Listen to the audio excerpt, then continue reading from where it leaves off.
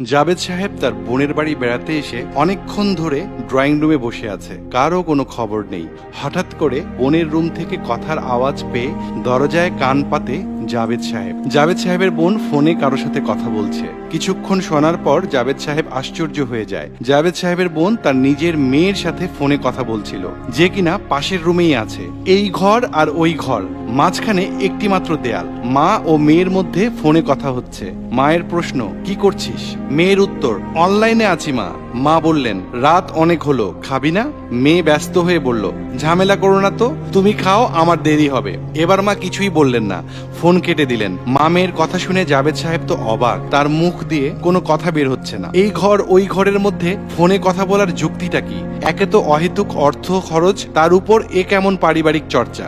জাবেদ সাহেব আর দাঁড়িয়ে থাকতে পারলেন না। বোনের রুমে প্রবেশ করে বোনকে প্রশ্ন করলেন, একই বাড়িতে থেকে ফোনে কথা বলার দরকারটা কি? উঠে গিয়ে কথা বলে আসলেই তো হয়। তোমার কি মাথা খারাপ ভাইজান? টেলিভিশনে এখন দুর্দান্ত সিরিয়াল চলছে, আজকের পর্ব কোনোভাবেই মিস করা যাবে না, একটার পর একটা, কাজেই উঠে যাওয়ার সুযোগ নাই, তাই মেয়ের সাথে ফোনে কথা বলছি। বোনের কথা শুনে জাবেদ সাহেব অবাক হয়ে যায়। তুই কি তোর মেয়েকে এই চরিত্রে দেখলে খুশি হবি?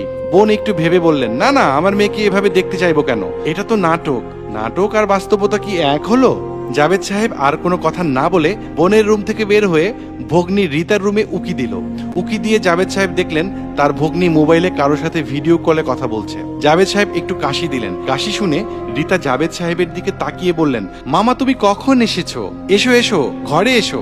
জাবেদ সাহেব বললেন, তা কি করছো মামনি? রিতা বলল, মামা আমার বয়ফ্রেন্ডের সাথে ভিডিও কলে কথা বলছি। জাবেদ সাহেব শুনে অবাক হয়ে গেলেন। এখনকার মেয়েরা নিজেদের প্রেমের সম্পর্ক নিয়ে কতটাই না স্বাভাবিক। ঠিক আছে মামনি, তুমি থাকো, আমি পরে আসছি। এই বলে জাবেদ সাহেব ঘর থেকে বের হয়ে গেলেন। জাবেদ সাহেব ঘর থেকে বের হয়ে দ্রুত তার বোনের ঘরে গেলেন আর বোনকে হাত ধরে টেনে বের করে নিয়ে এসে বললেন, আয় তোকে একটা জিনিস দেখাচ্ছি। বোনকে নিয়ে ভগ্নী রিতার ঘরের দরজার সামনে এসে দাঁড়ালো জাবেদ সাহেব। ভেতর থেকে তার বয়ফ্রেন্ডের সাথে কথা বলছে। তুমি কেন চিন্তা করো? আমি আছি না, আমি পরিবারের একমাত্র সন্তান, আমাদের সহায় সম্পত্তি যা আছে সব আমার। তুমি এত চিন্তা করো কেন? তুমি ভাবছো তুমি কোনো কাজ করো না, তাই তোমার সাথে আমার বিয়ে দেবে না আমার পরিবার? বিয়ে যদি না দেয় তবু আমি তোমার সোনা গয়না টাকা পয়সা যা আছে সব নিয়ে আমি তোমার সাথে পালিয়ে যাব। একদিন না একদিন তো আমাদেরকে আমাদের পরিবার মেনে নেবেই।